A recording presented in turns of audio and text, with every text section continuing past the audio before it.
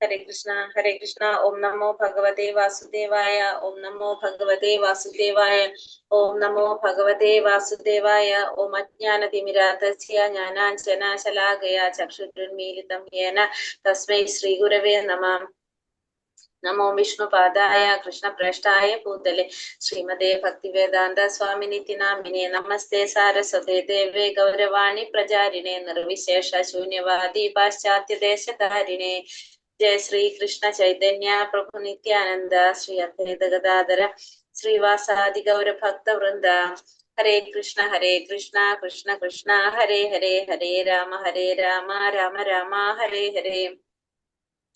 ഹരേ Krishna. Shri Radha Govind temple ISKCON ബാംഗ്ലൂരിന്റെ ഈശോപനിഷത്ത് ക്ലാസ്സിലേക്ക് എല്ലാവർക്കും സ്വാഗതം. ഹരേ കൃഷ്ണ. ഇവിടെ നല്ല ഇടി മഴയാണ്. ഞാൻ വീഡിയോ ഓൺ ആക്കുന്നില്ല, നെറ്റ് ഫോൺ തന്നെ വിളിക്കുമ്പോ കട്ടായിക്കൊണ്ടിരിക്കുന്നു. ഹരേ കൃഷ്ണ. കേൾക്കുന്നുണ്ടല്ലോ അല്ലെ? കേൾക്കുന്നുണ്ട്. ക്വസ്റ്റ്യൻസ് ഇട്ടിരുന്നു ഗ്രൂപ്പില് കഴിഞ്ഞ ദിവസം കുഴപ്പമില്ല.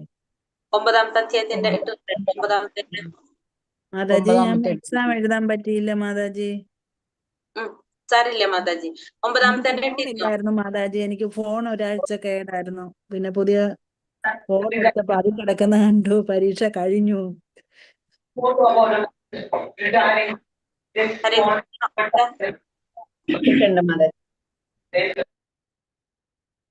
ഒമ്പതാമത്തെ ക്വസ്റ്റ്യൻസ് ഇട്ടിട്ടുണ്ടോ? ഗ്രൂപ്പിലുണ്ടോ? കണ്ടോ? ഉണ്ട് മാതാജി. ഉണ്ട്. ഓക്കെ, ക്ലാസ് തുടങ്ങാം. മാതാജി 10ന്റെ കൂടി ഇട്ട് വെച്ചോ. നമുക്ക് പറ്റുകയാണെങ്കിൽ 2 എടുക്കാം, ചെറുതല്ലേ നോക്കിയിട്ട്. ഹരേ കൃഷ്ണ. അപ്പോ നമ്മള് 9-ാമത്തെ മന്ത്രത്തിലേക്ക് കടക്കാണ്. 8 വരെയുള്ള മന്ത്രം നമുക്ക് എല്ലാവർക്കും മനസ്സിലായല്ലോ. ഹരേ കൃഷ്ണ. മനസ്സിലായി. ഓക്കെ, 9-ാമത്തെ മന്ത്രത്തിലേക്ക് പോകാം. അപ്പൊ 9-ാമത്തെ മന്ത്രം ഇനി ഒരു ഗ്രൂപ്പ് ആയിട്ടാണ് നമ്മൾ പറയുന്നത്. 9, 10, 11 3 മന്ത്രം. 9, 10, 11 ഒരു ഗ്രൂപ്പാണ്. 9, 10, 11 ഒരു ഗ്രൂപ്പ്, 12, 13, 14 വേറൊരു ഗ്രൂപ്പ്, 15, 16, 17, 18 അങ്ങനെ 4 ഗ്രൂപ്പായിട്ടാണ് ഇനി വരുന്ന മന്ത്രങ്ങൾ. ആദ്യത്തെ 3 ഒരു ഗ്രൂപ്പിൽ വരും. 9, 10, 11, 12, 13, 14 വേറെ ഗ്രൂപ്പ്. അത് ആദ്യത്തെ 3 അറിവിന്റെ അടിസ്ഥാനത്തിൽ ഗ്രൂപ്പ് തിരിക്കുകയാണ്.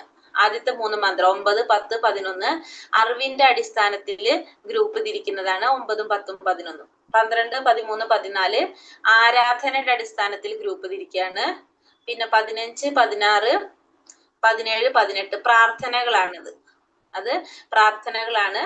15, 16, 17, 18. അപ്പൊ നമുക്ക് ആദ്യത്തെ നോക്കാം. 9, 10, 11 അറിവിന്റെ അടിസ്ഥാനത്തില് ഗ്രൂപ്പ് തിരിക്കുകയാണെന്ന് പറഞ്ഞില്ലേ. അപ്പൊ അറിവിന്റെ അടിസ്ഥാനത്തില് എങ്ങനെയാണോ 9, 10, 11 ഗ്രൂപ്പ് വരുന്നെന്ന് പറയാം. അപ്പൊ അതാണ് നമ്മളെ ഇനി വരുന്ന മന്ത്രം.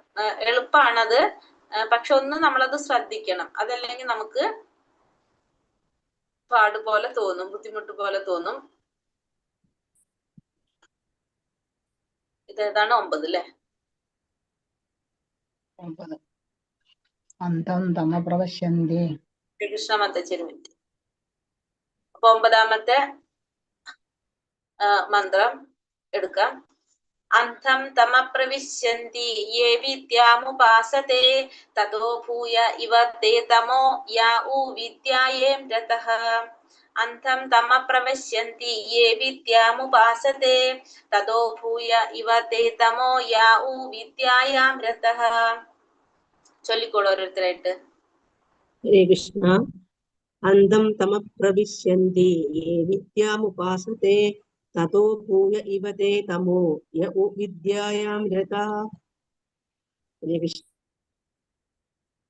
അന്തം തമപ്രവശ്യന്തി യേ വിദ്യാ ഉപാസതേ തതോ ഭൂയ ഇവ തേ തമോ യ ഉവ വിദ്യയാം രതഃ. ഹരേ കൃഷ്ണ. അന്തം തമപ്രവിശ്യന്തി യേ വിദ്യാമുപാസതേ തതോ ഭൂയ ഇവ തേ തമോ യാ ഉ വിദ്യയാം രതഃ. ഹരേ കൃഷ്ണ. അന്ധം തമ പ്രവിശന്തി യേ വിദ്യാമുപാസതേ തതോ ഭൂയ ഇവ തേ തമോ യ ഊ വിദ്യായാം രതാഃ. ഹരേ കൃഷ്ണ.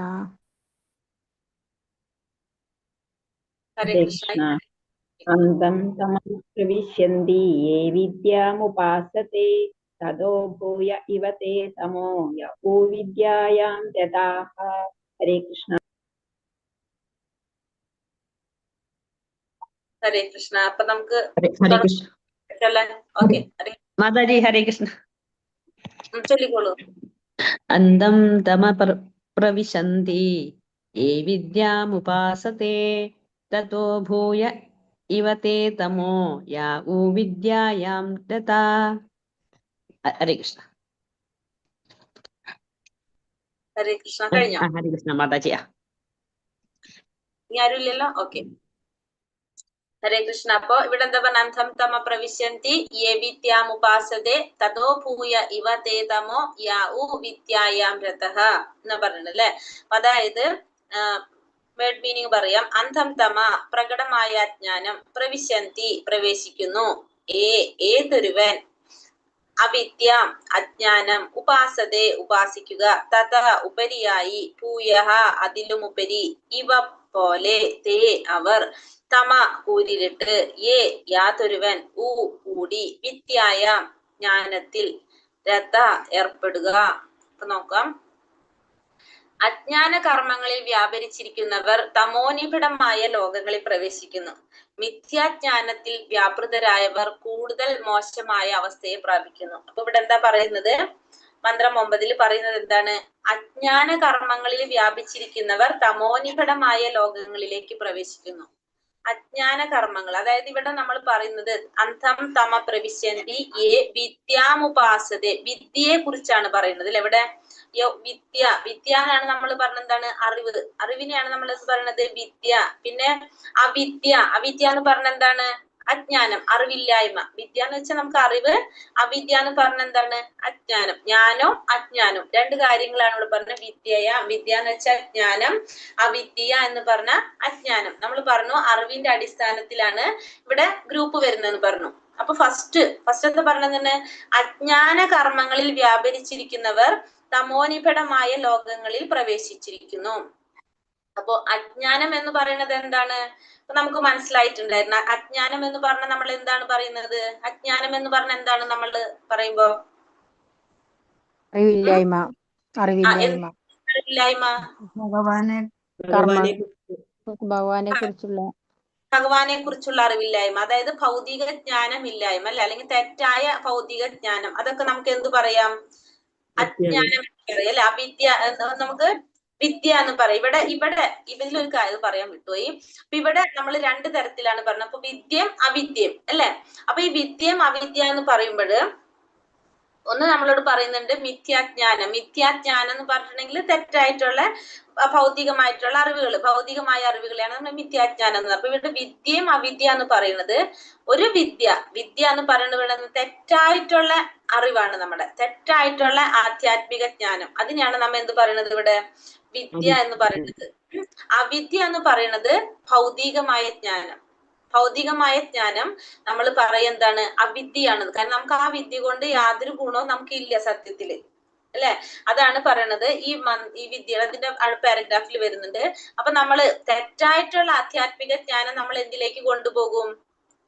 നമ്മളെ അന്ധകാരത്തിലേക്ക് കൊണ്ടുപോകും. തെറ്റായിട്ടുള്ള ആധ്യാത്മിക ജ്ഞാനം നമ്മളെ എവിടേക്ക് കൊണ്ടുപോകാണ്? അന്ധകാരത്തിലേക്ക് കൊണ്ടുപോകും. അതേപോലെ തന്നെ ഭൗതിക ജ്ഞാനം നമ്മൾ എവിടേക്ക് കൊണ്ടുപോകും? അതും നമ്മുടെ ഇടയ്ക്ക് കൊണ്ടുപോകാണ്, കൂടുതൽ മോശമായ അവസ്ഥയിലേക്ക് കൊണ്ടുപോകും. അപ്പൊ തെറ്റായിട്ടുള്ള ആധ്യാത്മിക ജ്ഞാനം നമ്മുടെ എന്താണ് തമോനിബിഡമായ ലോകങ്ങളിൽ പ്രവേശിക്കുന്ന വെച്ചിട്ടുണ്ടെങ്കിൽ അന്ധകാരങ്ങളിലേക്ക് കൊണ്ടുപോകും. മിഥ്യാജ്ഞാനം, ഭൗതികമായ ജ്ഞാനം നമ്മുടെ എവിടേക്ക് തന്നെയാണ് പോകുന്നത്? കൂടുതൽ മോശമായ അവസ്ഥയ്ക്ക്, അതിനേലും മോശമായ അവസ്ഥയിലേക്ക് പോകുക. അപ്പൊ അജ്ഞാനം എന്ന് പറഞ്ഞാൽ, അവിദ്യ എന്ന് പറയാലും വിദ്യ എന്ന് പറഞ്ഞാലും നമ്മൾ ഇവിടെ എവിടേക്ക് കൊണ്ടുപോകാണ്? അന്ധകാരത്തിലേക്ക് കൊണ്ടുപോകാണ് ചെയ്യുന്നത്. രണ്ടും നമ്മളെ അന്ധകാരത്തിലേക്ക്, അറിവിന്റെ അടിസ്ഥാനത്തിലാണ് നമ്മൾ ഗ്രൂപ്പ് തിരിക്കുന്നത്. രണ്ട് തരത്തിലുള്ള അറിവ്, അതായത് ഒന്ന് വിദ്യ, ഒന്ന് അവിദ്യയും. നമ്മളിവിടെ പറയുന്ന വിദ്യ, ഇവിടെ നമ്മൾ പറയുന്ന വിദ്യ എന്താണ്? ഇവിടെ പറയുന്ന വിദ്യ എന്ന് പറയുന്നത് തെറ്റായിട്ടുള്ള ആധ്യാത്മിക അറിവ്. തെറ്റായിട്ടുള്ള ആധ്യാത്മിക അറിവ് നമുക്ക് എങ്ങനെയാ കിട്ടുന്നത്? അതായത് നമ്മൾ ഭഗവത്ഗീതയിൽ പറയുന്നുണ്ട്. ഇപ്പൊ മായയായ അപഹൃതജ്ഞാന എന്നൊക്കെ പറഞ്ഞിട്ട് നമ്മൾ ശ്ലോകം പറയുന്നില്ല. അതായത് എന്താ പറയാ, അവരുടെ ധാരണ എന്താണ്? അവർ പറയുന്നത് മുഴുവൻ ശരിയാണെന്ന്. അവർ ചിന്തിക്കുന്നത് അവര് എല്ലാം അറിവുള്ളവര്, ആ പ്രാവീണ്യം നേടിയവരാണ്, അവര് വൈദിക സാഹിത്യത്തിൽ പ്രാവീണ്യം നേടിയവരാണെന്ന് അവർ ചിന്തിക്കുകയാണ്. അപ്പൊ അങ്ങനെയുള്ളവരിൽ നിന്ന് കിട്ടുന്ന അറിവ് എന്താണ്? തെറ്റായ അറിവാണ്. കാരണം അവര് ചിന്തിക്കുന്നതാണ് അങ്ങനെ, പക്ഷെ യഥാർത്ഥത്തിൽ അവരുടെ ചിന്താഗതി എന്താണ്? അത് തെറ്റാണ്. പക്ഷെ അവരുടെ രീതിയിൽ എന്താണ്? അവരാണ് നമ്മൾ വേദാവാതാരത എന്ന് പറയുന്നത്. മായയാപഹൃതജ്ഞാനം എന്ന് ഭഗവത്ഗീതയിൽ പറയുന്ന ഒരു വാക്കാണ് അവരെ. അപ്പൊ അങ്ങനെയുള്ളവരിൽ നിന്നും നമുക്ക് അറിവ് കിട്ടിക്കഴിഞ്ഞാൽ അതെന്താണ്? അത് തെറ്റായിട്ടുള്ള അറിവാണ്. എല്ലാ വേദങ്ങളുടെയും ലക്ഷ്യം എന്താണ് ശരിക്കും?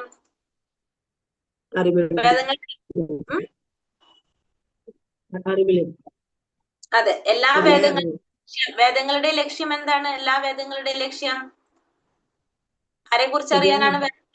ഭഗവാനെ കുറിച്ച് അറിയാനായിട്ട് അല്ലെ? പക്ഷെ ഈ വേദാവാതരരായിട്ടുള്ള വ്യക്തികള് എന്തില് താല്പര്യം കാണിക്കുന്നില്ല? പരമപുരുഷനായിട്ടുള്ള ഭഗവാനില് താല്പര്യം കാണിക്കുന്നില്ല.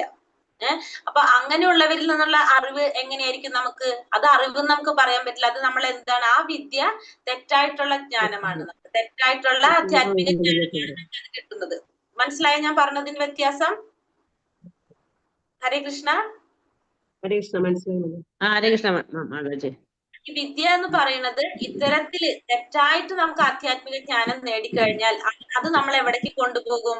അന്ധകാരത്തിലേക്ക് കൊണ്ടുപോകും. അതായത് നമ്മുടെ ലക്ഷ്യം എന്താണ്? ഭഗവാനെ കുറിച്ച് അറിയുക എന്നുള്ളതാണ് നമ്മുടെ വേദങ്ങളുടെ ലക്ഷ്യം. പക്ഷെ ഇത്തരത്തിലുള്ള വ്യക്തികൾ ഒരിക്കലും ഭഗവാനെ കുറിച്ച് അറിയുക എന്നുള്ളത് അവർ ചിന്തിക്കുന്നില്ല. അവരുടെ ആഗ്രഹം എന്താണ്? സ്വർഗപ്രാപ്തി ആയിരിക്കാം. കൂടുതൽ ഫലദായകമായിട്ടുള്ള കർമ്മങ്ങളായിരിക്കും അവരുടെ ലക്ഷ്യം. അപ്പൊ അങ്ങനെയുള്ളവരിൽ നിന്ന് കിട്ടുന്ന അറിവ് നമുക്ക് എവിടേക്കാ കൊണ്ടുപോകുന്നത്? നമ്മൾ അന്ധകാരത്തിലേക്കായിരിക്കും കൊണ്ടുപോകുന്നത്. അപ്പൊ അതുകൊണ്ടാണ് ഇവിടെ നമ്മൾ പറയുന്നത് വിദ്യ, തെറ്റായിട്ടുള്ള അറിവ് നമ്മളെ അന്ധകാരത്തിലേക്ക് നയിക്കും. പിന്നെ അടുത്തത് മിഥ്യാജ്ഞാനം. മിഥ്യാജ്ഞാനം അതായത് ഭൗതികമായിട്ടുള്ള അറിവുകൾ. നമുക്ക് ഈ ഭൗതികമായ ജ്ഞാനം അതും നമ്മളെ എവിടേക്ക് കൊണ്ടുപോകും? അന്ധകാരത്തിലേക്ക് കൊണ്ടുപോകും. ഭൗതികമായ ജ്ഞാനം, നമ്മൾ ഈ ഭൗതിക ലോകത്തിൽ നമ്മളിപ്പോ നമ്മൾ പഠിച്ചു, നമുക്ക് കുറെ ഡിഗ്രി കിട്ടി, നമുക്ക് ആ അറിവ് കിട്ടിയത് കൊണ്ട് നമുക്ക് കാര്യമില്ല. നമുക്ക് എന്തുകൂടി അറിയണം? ഭഗവാനെ കുറിച്ചാണ് നമ്മൾ അറിയേണ്ടത്. ആ അറിവ് നമ്മളെ കൂടുതൽ മോശമായ അവസ്ഥയിലേക്ക് കൊണ്ടുപോകുന്നുള്ളത്. നമുക്ക് എന്താ സംഭവിക്കുന്നത്? ഫുള്ള് ഈ ഭൗതികമായ ലോകത്തിൽ നമ്മള് ആ അറിവ് കൊണ്ട് നമുക്കിപ്പോ നമ്മൾ പഠിക്കുന്നതിൽ നമ്മൾ പഠിച്ച കാര്യങ്ങളിൽ എത്ര കാര്യങ്ങൾ നമ്മൾ ഉപയോഗിക്കുന്നുണ്ട്? ഇപ്പോ നമ്മൾ ഇതൊക്കെ നമ്മൾ പഠിച്ചിട്ടുണ്ട്. ഇപ്പൊ ക്ലാസ് തൊട്ട് പറയുകയാണെങ്കിൽ നമ്മൾ കുറെ മാത്സിൽ കുറെ പഠിക്കുന്നുണ്ട്. പിന്നെന്താണ്, കുറെ സയൻസിൽ, ഹിസ്റ്ററി, ജോഗ്രഫി, ഇതിലൊക്കെ കുറെ ഇംഗ്ലീഷിൽ എന്തൊക്കെ നമ്മൾ പഠിച്ചിട്ടുണ്ട്. അതുകൊണ്ടൊക്കെ നമുക്ക് നമ്മുടെ ലൈഫിൽ നമുക്ക് ഉപയോഗിക്കാൻ സാധിക്കുന്നുണ്ട്. ആർക്കെങ്കിലും പ്രയോജനമുണ്ട്? ഇത്രയും കാര്യങ്ങൾ നമ്മൾ പഠിച്ചതിൽ കുറെ നമുക്ക് വേണ്ടാത്ത കുറെ കാര്യങ്ങളാണ് നമ്മൾ പഠിച്ചിരിക്കുന്നത് അല്ലെ?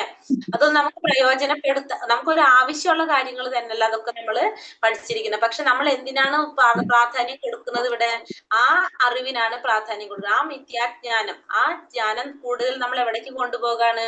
കൂടുതൽ മോശമായ അവസ്ഥയിലേക്ക് നമ്മളെ കൊണ്ടുപോകാണ് ചെയ്യുന്നത്. നമുക്ക് ശരിക്കും അറിയേണ്ടത് ആരെ കുറിച്ചാണ്? ഭഗവാനെ കുറിച്ചാണ് അറിയേണ്ടത്. പക്ഷെ അതറിയുന്നില്ല. പക്ഷെ നമ്മള് ആ വിദ്യ നമ്മളപ്പോ എവിടേക്ക് കൊണ്ടുപോകും? അന്ധകാരത്തിലേക്ക് കൊണ്ടുപോകും. പിന്നെ തെറ്റായിട്ടുള്ള ആധ്യാത്മിക ജ്ഞാനം, അതാണ് നമ്മൾ പറഞ്ഞ അജ്ഞാന കർമ്മങ്ങൾ പറഞ്ഞത്, അത് നമ്മളെ അന്ധകാരത്തിലേക്ക് കൊണ്ടുപോകും. പിന്നെ ഭൗതിക ജ്ഞാനം, മിഥ്യാജ്ഞാനം നമ്മുടെ എവിടേക്ക് കൊണ്ടുപോകണം? കൂടുതൽ മോശമായ അവസ്ഥയിലേക്ക് കൊണ്ടുപോകും. അപ്പൊ ഇവിടെ നമ്മൾ പറയുന്ന രണ്ട് വാക്ക് വിദ്യ, അവിദ്യ. 9ാമത്തെ ശ്ലോകത്തില് വിദ്യ എന്താ ചെയ്യണത്? വിദ്യ നമ്മളെ, കാരണം ഈ 3 ശ്ലോകത്തിലും 9, 10, 11 അറിവിന്റെ അടിസ്ഥാനത്തിലാന്ന് പറഞ്ഞു. അപ്പൊ ഈ 3 സ്ഥലത്തും എന്ത് വരും? വിദ്യയും അവിദ്യയും വരും. അപ്പൊ ഓരോ മന്ത്രത്തിലും ആ വിദ്യയും അവിദ്യയും വ്യത്യാസമുണ്ട്. അപ്പൊ 9ാമത്തെ മന്ത്രത്തില് വിദ്യ എന്ന് പറയുന്നത് തെറ്റായിട്ടുള്ള അറിവ്, തെറ്റായിട്ടുള്ള ആധ്യാത്മിക ജ്ഞാനവും പിന്നെ ഭൗതിക ജ്ഞാനം. അപ്പൊ ഇവിടെ തെറ്റായിട്ടുള്ള ആധ്യാത്മിക ജ്ഞാനം, വിദ്യ നമ്മൾ അന്ധകാരത്തിലേക്ക് കൊണ്ടുപോകും. പിന്നെ അവിദ്യ എന്ന് അതായത് ഭൗതിക ജ്ഞാനം നമ്മളെ കൂടുതൽ അന്ധകാരത്തിലേക്ക് കൊണ്ടുപോകുന്നു എന്നുള്ളതാണ് 9ാമത്തെ മന്ത്രത്തില് പറയുന്നത്. മനസ്സിലായോ ഞാൻ പറഞ്ഞത്? ഈ മന്ത്രം വിദ്യയെയും അവിദ്യയെയും താരതമ്യം പഠനം നടത്തുന്നു. അവിദ്യ അജ്ഞത, സംശയലേശമെന്നെ അപകടകാരിയാണ്. എന്നാൽ വിദ്യ അറിവ് തെറ്റായോ വഴിപിഴക്കപ്പെട്ടോ ശീലിച്ചാൽ അതും അപകടകാരിയാണ്. ഇപ്പൊ നമ്മൾ ഈ പറഞ്ഞത് ഒന്നും കൂടി പറയാണ്. ഇവിടെ വിദ്യയും അവിദ്യയും രണ്ട് കാര്യങ്ങളാണ് പറയുന്നത്. അപ്പോ അവിദ്യ എന്ന് വെച്ചാല് അജ്ഞത. നമ്മളെ സംശയലേശമെന്നെ നമുക്കറിയാം അവിദ്യ നമുക്ക് അപകടകാരിയാണ്. എന്നാൽ വിദ്യയാണെങ്കിലോ തെറ്റായി അല്ലെങ്കിൽ വഴിപിഴക്കപ്പെട്ടതായിട്ട് നമ്മൾ വിദ്യ ശീലിച്ചു കഴിഞ്ഞാൽ അതും നമുക്ക് എന്താണ് അപകടം നിറഞ്ഞതാണ്. അറിവ് എന്ന് പറഞ്ഞാൽ നമുക്ക് ശരിയായ രീതിയിലുള്ള അറിവാണ് നമുക്ക് ഗുണം ചെയ്യുന്നത്. അല്ല എങ്കിൽ ആ അറിവ് എങ്ങനെയുള്ളതായിരിക്കും? അത് അപകടകാരിയായിരിക്കും നമുക്ക്. അപ്പൊ വിദ്യ നേടണമെങ്കിലും അത് ശരിയായ വിദ്യ അല്ലെങ്കിൽ അത് നമുക്ക് അപകടമായിരിക്കും. അത് നമ്മൾ അന്ധകാരത്തിലേക്ക് കൊണ്ടുപോകും. അവിദ്യ പിന്നെന്താണ്? അവിദ്യ എന്തായാലും അപകടം തന്നെയാണ്. അത് നമ്മളെ എന്തായാലും അന്ധകാരത്തിലേക്ക് തന്നെയാണ് കൊണ്ടുപോകുന്നത്. അപ്പൊ ഇവിടെ വിദ്യയും അവിദ്യ നമ്മൾ എവിടേക്ക് കൊണ്ടുപോകാണ്? അന്ധകാരത്തിലേക്ക് കൊണ്ടുപോകാണ്. രണ്ടും നമ്മുടെ അന്ധകാരത്തിലേക്ക് കൊണ്ടുപോകാണ്. വിദ്യ അന്ധകാരത്തിലേക്ക് കൊണ്ടുപോകുന്നു നമ്മൾ മനസ്സിലാക്കി. അവിദ്യ അതിനേക്കാളും അന്ധകാരത്തിലേക്ക് കൊണ്ടുപോകാണ് ചെയ്യുന്നത്. വിദ്യയുടെ കാര്യമെടുത്താൽ ആദ്യത്തെ മന്ത്രത്തിൽ ഭഗവാനാണ് സകല വസ്തുക്കളുടെയും ഉടമാവകാശി എന്നും ഇതിന്റെ വിസ്മരണത്തെയാണ് അജ്ഞത എന്ന് വിളിക്കുന്നതെന്നും വളരെ വ്യക്തമായി വിവരിച്ചിട്ടുണ്ട്. അപ്പൊ ഇവിടെ വിദ്യയുടെ കാര്യം എടുത്തു കഴിഞ്ഞാൽ ഈ ആദ്യത്തെ മന്ത്രത്തിൽ നമുക്കറിയാം എന്താണ് എല്ലാ വസ്തുത്തെ നമ്മളെ ഒന്നാമത്തെ മന്ത്രത്തിൽ എന്താ പറഞ്ഞത്? നമ്മള് ഒന്നാമത്തെ മന്ത്രം ഓർമ്മയുണ്ടോ ആർക്കെങ്കിലും? എല്ലാത്തിന്റെയും ഉടമസ്ഥാവകാശം ആരിലാണ്? ഒന്നാമത്തെ മന്ത്രത്തിൽ എന്താ പറഞ്ഞത് നമ്മള്? സർവചരാചരങ്ങളും ഭഗവാന്റെ ഉടമസ്ഥാവകാശത്തിലും ഭഗവാനാൽ നിയന്ത്രിക്കപ്പെടുന്നതാണ്. അപ്പൊ എല്ലാത്തിന്റെ ഉടമസ്ഥാവകാശം ആരിലാണെന്ന് കണ്ടു നമ്മള്? അപ്പൊ വിദ്യയുടെ കാര്യം എടുത്തു കഴിഞ്ഞാല് ആദ്യത്തെ മന്ത്രത്തില് ഭഗവാനാണ് എല്ലാ വസ്തുക്കളുടെയും ഉടമാവകാശി. അത് വിസ്മരിക്കുക. അത് വിസ്മരിക്കുന്നതിലാണ് നമ്മൾ എന്ത് പറയണത്? അജ്ഞത എന്ന് പറയണത്. അത് മറന്നുപോയി അതെന്തായി? അജ്ഞാനായി. നമുക്ക് ജ്ഞാനം എന്ന് പറഞ്ഞാൽ ഭഗവാനെ കുറിച്ചാണ് അറിയേണ്ടത്. അജ്ഞത എന്ന് പറഞ്ഞാൽ ഭഗവാനെ കുറിച്ചുള്ള അറിവില്ലായ്മ. എപ്പോഴാണ് നമുക്ക് ഭഗവാനാണ് എല്ലാത്തിന്റെയും ഉടമാവകാശി എന്ന് മനസ്സിലാക്കാത്തത്, അത് മറക്കുന്നത്, അപ്പൊ അതെന്താണത്? നമ്മളെല്ലാം ഭഗവാനെ കുറിച്ച് മറന്നു കഴിഞ്ഞാൽ നമുക്ക് അവിടെ അജ്ഞതയാണ് കിട്ടുന്നത്. അതാണ് ഇവിടെ വിദ്യയുടെ കാര്യം എടുത്തു കഴിഞ്ഞാല് വിദ്യ എന്ന് പറഞ്ഞു കഴിഞ്ഞാല് ആധ്യാത്മികമായിട്ടുള്ള കാര്യങ്ങളെ കുറിച്ചുള്ള തെറ്റായ ധാരണ, അതായത് ഭഗവാനെ കുറിച്ച് ശരിയായ ഒരു ധാരണ ഇല്ലാത്ത അവസ്ഥയാണ് എന്ത്? വിദ്യ എന്നിവിടെ പറയുന്നത്. അപ്പൊ വിദ്യ എന്ന് പറയുന്നത് നമ്മൾ മനസ്സിലാക്കണം. വിദ്യ എന്ന് പറയുന്നത് ഇവിടെ തെറ്റായിട്ടുള്ള അറിവിനാണ് എന്തെന്ന് പറയുന്നത്? വിദ്യ എന്ന് പറയുന്നത്. അതായത് ഭഗവാനെ കുറിച്ച് ഉള്ള തെറ്റായ അറിവ്, ആധ്യാത്മിക ജ്ഞാനത്തെ കുറിച്ചുള്ള തെറ്റായ അറിവാണ് ഇവിടെ എന്ത് പറയുന്നത്? വിദ്യ എന്നതുകൊണ്ട് അർത്ഥമാക്കുന്നത്. ഓർത്തോർത്ത് പോണട്ടത്, കാരണം അടുത്ത മന്ത്രം വരുമ്പോ നമുക്ക് അല്ലെങ്കിൽ കൺഫ്യൂഷൻ വരും. ഇവിടെ വിദ്യ എന്ന് പറയുന്നത് എന്താണ്? തെറ്റായ അറിവ്.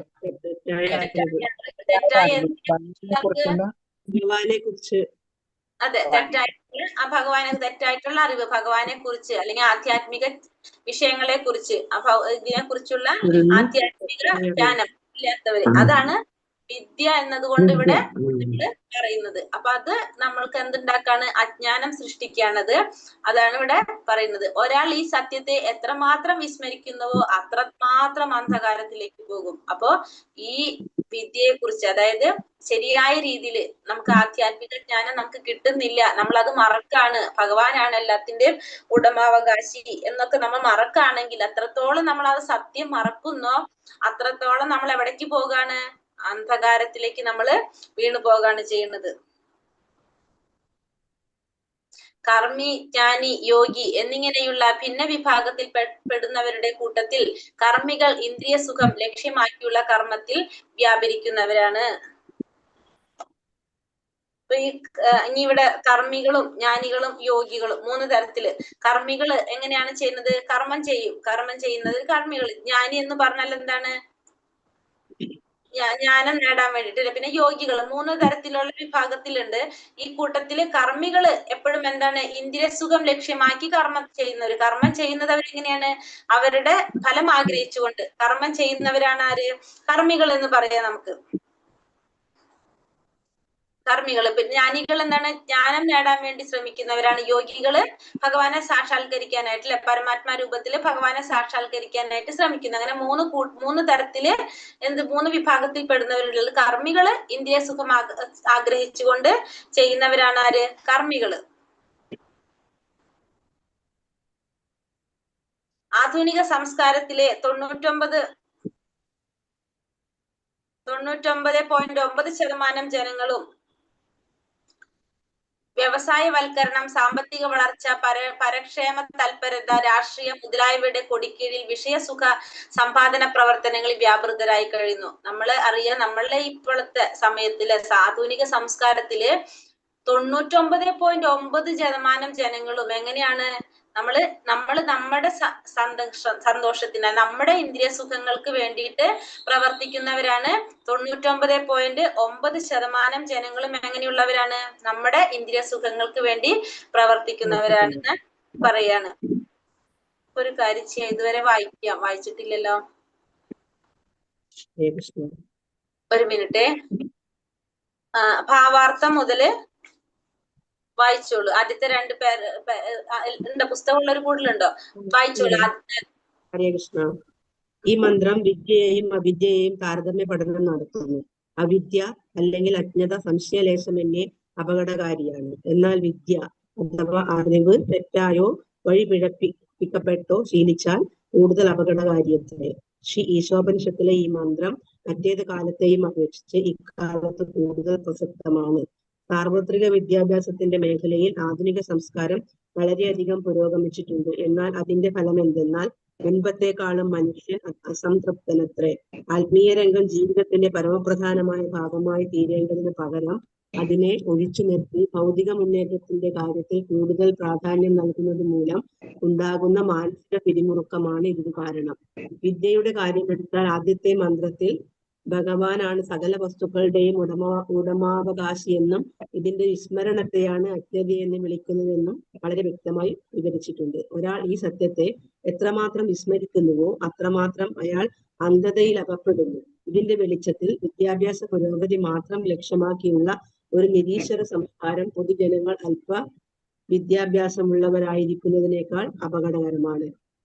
കർമ്മി, ജ്ഞാനി, യോഗി എന്നിങ്ങനെയുള്ള ഭിന്ന വിഭാഗത്തിൽ പെടുന്നവരുടെ കൂട്ടത്തിൽ കർമ്മികൾ ഇന്ദ്രിയ സുഖം ലക്ഷ്യമാക്കിയുള്ള കർമ്മത്തിൽ വ്യാപരിക്കുന്നവരാണ്.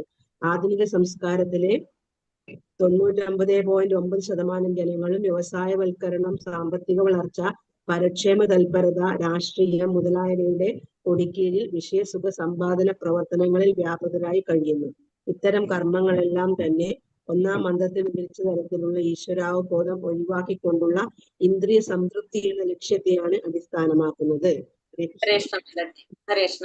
അപ്പൊ നമ്മളിപ്പോ ഇതുവരെ പറഞ്ഞത് നമ്മളിപ്പോ വായിച്ചത്. അപ്പൊ എന്താണ് അതിൽ പറഞ്ഞിരിക്കുന്നത്? നമ്മളിപ്പോ പറഞ്ഞു മന്ത്രം വിദ്യയും അവിദ്യയും തമ്മിൽ താരതമ്യം ചെയ്യാണ്. അപ്പൊ അവിദ്യ അല്ലെങ്കിൽ അജ്ഞത എന്ന് പറയുന്നത് എന്താണ്? നമുക്ക് മനസ്സിലായി, അത് അപകടം നിറഞ്ഞതാണ്. പക്ഷെ അപ്പൊ അവിദ്യ എന്ന് പറഞ്ഞാൽ നമുക്ക് തന്നെ അറിയാം അത് അപകടമാണെന്നുള്ളത്. പക്ഷെ ഇവിടെ വിദ്യയും പറയാണ് തെറ്റായ അല്ലെങ്കിൽ വഴിപിഴക്കപ്പെട്ടു ശീലിച്ചു കഴിഞ്ഞാൽ അതും എന്താണ്? അപകടമാണെന്ന് നമുക്ക് മനസ്സിലാക്കി തരാണ്. അപ്പൊ ഈ മന്ത്രത്തിൽ 9ാമത്തെ മന്ത്രത്തിൽ നമ്മൾ പറയുന്ന വിദ്യയും അവിദ്യയും നമുക്ക് അപ്പൊ എന്താണ് തരുന്നത്? അപകടമാണ് തരുന്നത്, അല്ലെ? രണ്ടും നമുക്ക് അപകടമാണ് തരുന്നത്. കാരണം വിദ്യ എന്ന് പറയുന്നത് ഇവിടെ പറഞ്ഞു ഭഗവാനാണ് സകല വസ്തുക്കളുടെയും ഉടമാവകാശി എന്നും അത് വിസ്മരിക്കുക, അതാണ് നമ്മളുടെ അജ്ഞത എന്ന് പറയുന്നത്. അപ്പൊ ആ അജ്ഞത നമുക്ക് കിട്ടിയിട്ട് യാതൊരു കാര്യമില്ല. നമുക്ക് എന്താണ് അറിയേണ്ടത്? ഭഗവാനെ കുറിച്ച് അറിഞ്ഞാലാണ് നമുക്കത് വിദ്യയാകുള്ളൂ. അതല്ലെങ്കിൽ അവിടെ എന്താ സംഭവിക്കുന്നത്? അത് തെറ്റായിട്ടുള്ള അറിവായിട്ടാണ് മാറുന്നത്. അത് നമ്മൾ എവിടേക്ക് കൊണ്ടുപോകും? അന്ധകാരത്തിലേക്ക് കൊണ്ടുപോകും. പിന്നെ അതുപോലെ തന്നെ അവിദ്യ ഓൾറെഡി നമ്മൾ എവിടേക്കാണ് കൊണ്ടുപോകുന്നത്? അവിദ്യ എന്തായാലും നമ്മളെ കൂടുതൽ അന്ധകാരത്തിലേക്ക് കൊണ്ടുപോകും. അപ്പൊ അത് അജ്ഞത എന്ന് പറയുന്നത് എന്താണ്? ഭൗതികമായിട്ടുള്ള അതായത് അവിദ്യ, ഭൗതികമായിട്ടുള്ള അറിവുകൾ അതെന്താണ്? അതുകൊണ്ട് നമുക്ക് എന്താ സംഭവിക്കുന്നത്? ഭൗതികമായിട്ടുള്ള ഒരു പുരോഗതി എന്ന് നമ്മൾ പറയുന്നത് ശരിക്കും നമുക്ക് എന്താണത്? അധോഗതി തന്നെയാണ്. കാരണം ആ വിദ്യാഭ്യാസ പുരോഗതി മാത്രം ലക്ഷ്യമാക്കിയിട്ട് നമ്മൾ ചെയ്യുന്നത് നമ്മൾ അപകടം നിറഞ്ഞതാണ്. കാരണം പൊതുജനങ്ങള് വിദ്യാഭ്യാസമുള്ളവരാകുന്നതിനേക്കാൾ അപകടമാണ് നമുക്ക് ഇത്. കാരണം നമ്മളിവിടെ ഒരു നിരീശ്വര സംസ്കാരമാണ് നമുക്ക് വരുന്നത്. വിദ്യാഭ്യാസ പുരോഗതി എത്രമാത്രം ലക്ഷ്യമാക്കിയുള്ള എന്താണ് പോകുന്നത്? ഇതിന്റെ വെളിച്ചത്തില് ഒരു മിനിറ്റ്. ഇതിന്റെ വെളിച്ചത്തിൽ വിദ്യാഭ്യാസ പുരോഗതി മാത്രം ലക്ഷ്യമാക്കിയുള്ള ഒരു നിരീശ്വര സംസ്കാരം പൊതുജനങ്ങൾ അല്പവിദ്യാഭ്യാസമുള്ളവരായിരുന്നതിനേക്കാൾ അപകടമായിട്ട് മാറാണ് ചെയ്യുന്നത്. അപ്പോ അത് നമ്മൾ അന്ധതയിലേക്ക് കൊണ്ടുപോകാണ് നമുക്ക് ചെയ്യുന്നത്. കാരണം നമുക്കറിയാം ഭൗതികമായിട്ടുള്ള ഈ ഒരു ജ്ഞാനം അത് നമുക്ക് നേടിയത് കൊണ്ട് നമുക്ക് നമ്മൾ ഈ പറഞ്ഞ പോലെ അല്ലെ, കുറേ നമ്മൾ പഠിക്കുന്നുണ്ട് പഠിച്ചപ്പോ. പക്ഷെ അതുകൊണ്ട് നമുക്ക് വല്ല പ്രയോജനം നമുക്കുണ്ടോ? നമുക്ക് എന്തെങ്കിലും രീതിയിൽ സുഖോ സന്തോഷോ എന്തെങ്കിലും നമുക്ക് കിട്ടുന്നുണ്ടോ അതുകൊണ്ട്? ഇല്ല. നമ്മൾ ജോലി ചെയ്യുകയാണെങ്കിൽ പഠിച്ച് സബ്ജക്റ്റ് ആയിട്ട് ബന്ധപ്പെട്ട ജോലി വളരെ കുറവാണ് കിട്ടുന്നത്. അങ്ങനെ വെച്ച് നോക്കിയാൽ തന്നെ അല്ലെ, എല്ലാവർക്കും അറിയാവുന്ന കാര്യമാണ് അതൊക്കെ.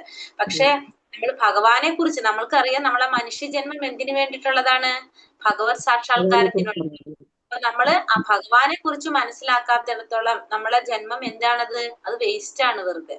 നമ്മൾ ഈ പഠിക്കുന്നത് മുഴുവനും വെറുതെയാണ്. അപ്പൊ നമ്മൾ എന്താണ് നമുക്ക് നേടേണ്ടത്? ഭഗവാനെ കുറിച്ചാണ് നമുക്ക് നേടേണ്ടത്, ഭഗവാനെ കുറിച്ചാണ് അറിയേണ്ടത്. ഭഗവാനെയാണ് നമുക്ക് നേടാനായിട്ട് പറ്റേണ്ടത്. അപ്പൊ ഇത് മനസ്സിലായല്ലോ? വിദ്യയും അവിദ്യയുടെയും ആ ഒരു വ്യത്യാസം ഇവിടെ ക്ലിയർ ആയില്ല എല്ലാവർക്കും? ആരെങ്കിലും ഉണ്ടെങ്കിൽ സംശയം ഉണ്ടെങ്കിൽ പറഞ്ഞുതരാം. മാതാജി, ആ 9ാമത്തെ മന്ത്രത്തിന്റെ വിവർത്തനം ഇങ്ങനെ ഇത് തന്നെ ഇതില് ടെക്സ്റ്റ് ബുക്കിൽ തന്നെ മതിയോ? പറഞ്ഞാ മതിയോ? ടെക്സ്റ്റ് ബുക്കിലുള്ള പറഞ്ഞാൽ മതി. അല്ലെങ്കിൽ നിങ്ങൾക്ക് ഇപ്പൊ ഞാൻ പറഞ്ഞതാണ് മനസ്സിലായെന്ന് വെച്ചാൽ അങ്ങനെ പറഞ്ഞാൽ മതി. സെയിം തന്നെയാണ്, പക്ഷെ ഞാനത് ഒന്നും കൂടി എളുപ്പത്തിൽ പറഞ്ഞതെന്ന് മാത്രമേ ഉള്ളൂ. അപ്പൊ ഇത് ക്ലിയർ ആയല്ലോ?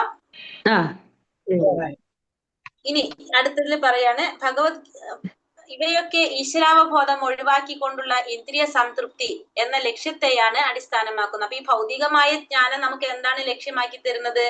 ഈശ്വരാവബോധം ഒഴിവാക്കിക്കൊണ്ടുള്ള ഇന്ദ്രിയ സംതൃപ്തിയാണ് നമുക്ക് ഈ പറഞ്ഞ ഈ ഭൗതിക ജ്ഞാനത്തിന് നമുക്ക് തരുന്നത്. അതുകൊണ്ടാണ് നമ്മൾ അതിനെന്ത് പറയണത്? അത് എന്തെല്ലാന്ന് പറയുന്നത്? നമ്മൾ അജ്ഞാനമാണെന്ന് പറയാനായിട്ട് കാരണം ഈശ്വരാവബോധം ഒഴിവാക്കിക്കൊണ്ട് കഴിഞ്ഞാല്, ഭഗവാനെ മാറ്റി കഴിഞ്ഞാൽ നമുക്ക് അവിടെ ഒന്നിലും എന്ത് കാണാൻ സാധിക്കില്ല? പരിപൂർണത കിട്ടാൻ നമുക്ക് സാധിക്കില്ല അല്ലെ? ഭഗവാനുമായിട്ട് ബന്ധപ്പെടാതെ നമുക്ക് എന്ത് ചെയ്താലും അതിലൊരിക്കലും സംതൃപ്തി ഉണ്ടാവില്ല. പക്ഷെ ഇവിടെ എല്ലാതും എന്താണ് ചിന്തിക്കുന്നത്? ഇന്ദ്രിയ സംതൃപ്തിയാണ് ഇവിടെ ലക്ഷ്യമാക്കുന്നത്. ഭഗവത്ഗീത 7:15 ഭാഷയിൽ സ്ഥൂലമായ ഇന്ദ്രിയ സുഖ സംതൃപ്തി ലക്ഷ്യമാക്കിയുള്ള പ്രവർത്തനത്തിൽ മാത്രം വ്യാപരിക്കുന്ന ജനങ്ങൾ മൂഢന്മാരാണ്. കഴുതകൾ വിഡ്ഢിത്വത്തിന്റെ പ്രതീകമാണ്. ഇപ്പൊ 7ാമത്തെ അധ്യായം 15ാമത്തെ ശ്ലോകത്തിൽ ഭഗവാൻ പറയുന്നത്, സ്ഥൂലമായ ഇന്ദ്രിയ സംതൃപ്തി ലക്ഷ്യമാക്കിയിട്ടുള്ള പ്രവർത്തനങ്ങളിൽ മാത്രം വ്യാപരിക്കുന്നവരാരാണ്? കഴുതകളാണെന്നാണ് പറയണത്. കഴുത വിഡ്ഢിത്വത്തിന്റെ പ്രതീകമാണെന്ത്? കഴുതകള്. ഇപ്പൊ നമ്മുടെ ഇന്ദ്രിയ സംതൃപ്തി മാത്രം ലക്ഷ്യമാക്കിയിട്ട് നമ്മൾ പ്രവർത്തിക്കുകയാണെങ്കിൽ നമ്മൾ എന്താണെന്ന് പറയുന്നത്? കഴുതകളാണെന്നാ പറയുന്നത്, വിഡ്ഢികളാണെന്ന് പറയാം. ഈശോപനിഷത്തിന്റെ അഭിപ്രായത്തിൽ നിഷ്ഫലമായ ഇന്ദ്രിയാസ്വാദനത്തിൽ വ്യാപൃതരായവർ അവിദ്യയെ ഉപാസിക്കുന്നവരാണ്. ഇപ്പൊ ഈശോപനിഷത്ത് എന്താ പറയുന്നത്? ഇന്ദ്രിയാസ്വാദനത്തിൽ വ്യാപൃതരായവര് എന്താണ് ഉപാസിക്കുന്നത്? അവിദ്യയാണ് ഉപാസിക്കുന്നത്. അതായത് ഭൗതികമായ